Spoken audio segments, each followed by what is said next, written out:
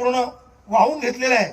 तुम्हाला बायको आहे, पोरग आहे, माणूस आहे, महिनदार आहे, रोजगार आहे, नोकर आहे, प्रवास आहे, औषध आहे, मेडिकल आहे, शाळा आहे, सर्व तुम्हाला ते करावंच लागेल. पण ते किती केलं तरी पुण्य निर्माण होईल असं नाही, डोक्यातच ठेवू नका. पण परमार्थासाठी एक पाऊल टाकला तर तो वाया जाणार नाही, ही ताकद परमार्थाची. तुम्ही तुमच्या शेतात गेले, हाल झाले, होतातच ते होतातच. फक्त आमच्या हालाकडे कोणीच लक्ष देऊन नाही राहिलं, हे पण अवघडच आहे, कठीणच आहे. आम्हाला वाटतं याच्यामुळे जमल, त्याच्यामुळे जमल, त्याच्यामुळे जमल, चाललंय आमचा अख्खा आशेवरच चालला. आता जीवनच आशेवर आहे हो, सर्व सुखाची आशा तसे हे आशेवरच आहे. यांच्याकडून मेळ लागेल, त्यांच्याकडून मेळ लागेल, त्यांच्याकडून मेळ लागेल. आदरणीय हरिभक्त महाराज पुढचे मोठे बाबा सांगायचे, प्रपंच संसाराकरता टाकलेला पाऊल याचा परमार्थासाठी काही उपयोग होत नाही.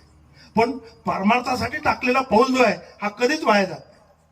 मग काहीच सेवा झाली, दिंडीवरून निघले म्हणल्याबरोबर काहीच सेवा झाली. आणि त्यात हे सुरू आहे पुन्हा रामकृष्ण हरी नाम घेता वाट चाली, यज्ञ पाऊला पाऊली.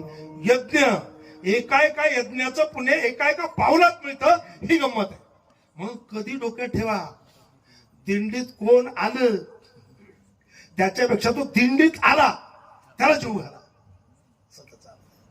कारण दिंडीत जो आला त्याला जीव घालण्यात हा पुण्य आहे. कारण त्याच्या कळत न कळत त्याच्याकडून पुण्य निर्माण होतच राहतं. आणि मग त्याला हात दिला की ते पुण्य आपल्याला मिळतं. असं चालता चालता काही सेवा झाली आणि एकनाथ भानुदास एकनाथ, भानुदास एकनाथ, भानुदास एकनाथ, नाथ बाबांचं भजनही सुरू आहे. म्हणजे वार्षिक सेवा झाली संतांची.